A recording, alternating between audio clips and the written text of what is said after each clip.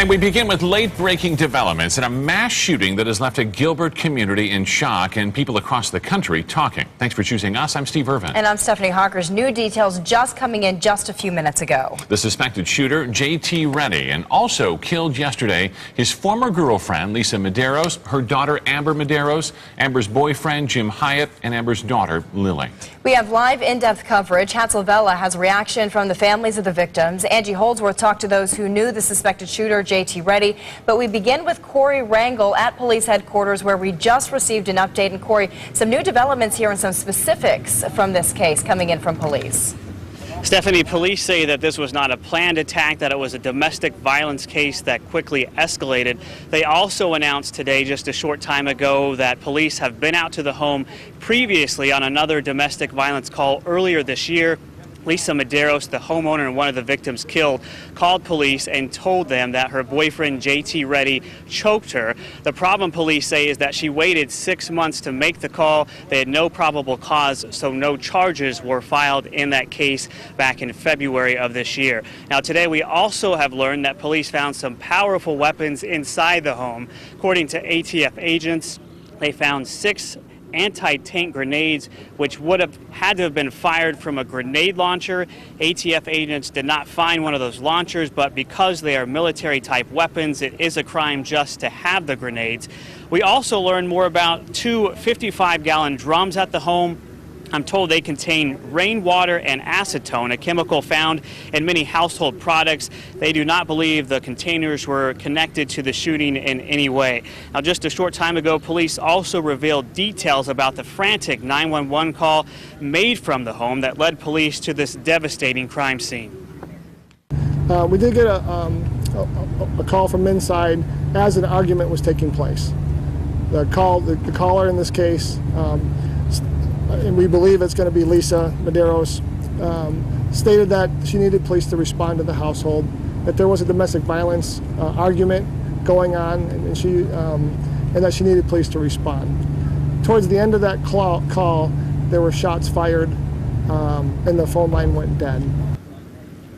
So just hard to imagine what was going on inside that home. And shortly after that call was made, the only survivor inside the house also called 911. She is staying with her father at the moment. We'll have more on her coming up later on. But again, as of right now, police still considering this a murder-suicide case. Steve and Stephanie, they do not plan any further updates unless there's something major that comes out of this. Yeah, some deeply disturbing final moments there as well. Thank you so much, Corey.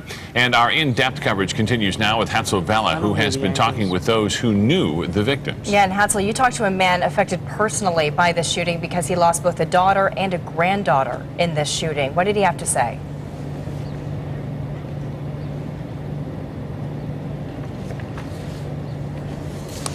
Steve and Stephanie, that's Hugo Mederos, who less than 24 hours after the shootings traveled across the country, I should say. We first saw Mr. Mederos outside the home here where the shootings took place. We know that he was inside his rental car, that he flew in from Florida, and to be by the side of his surviving daughter, Brittany, who Corey mentioned there. We know that she was inside the home when the shootings took place and that she heard the shotguns and heard the screams.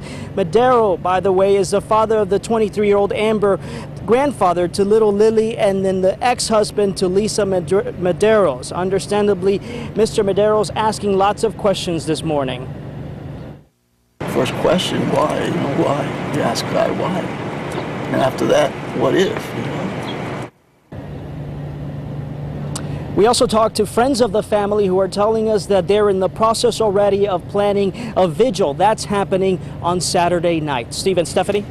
Yeah, it's hard to even imagine what he's going through with all of this happening. Hatzel, thank you. Now to the suspected shooter, J.T. Reddy, a former neo-Nazi. Tonight, we're hearing from a man who volunteered for Reddy's Border Patrol unit and was in contact with Reddy just before the shooting. Angie Holdsworth, you spoke to the man. Did he say that there was any clue that Reddy was about to do something so violent? Well, Steve and Stephanie, you know, we talked to a man who volunteered for this border guard that Reddy has formed several years ago, and he said he received some text messages from Reddy hours before what unfolded here, text messages that basically pertain to trivial things like updating a website and even an upcoming movie. Now, many people here in Arizona, of course, recognize Reddy as being the former leader of the neo-Nazi party. He resigned from that several years ago and then formed that border patrol unit called the Border Guard. Now, the volunteer with that Border Guard says that he himself was not aligned with Reddy's extremist views, and he insists that the entire Border Guard was not exactly driven by those views either, although he says he doubts that the group can really go forward in the capacity it has after what happened. A lot of people that we worked with had a profound desire to go down and make a difference down there on the border.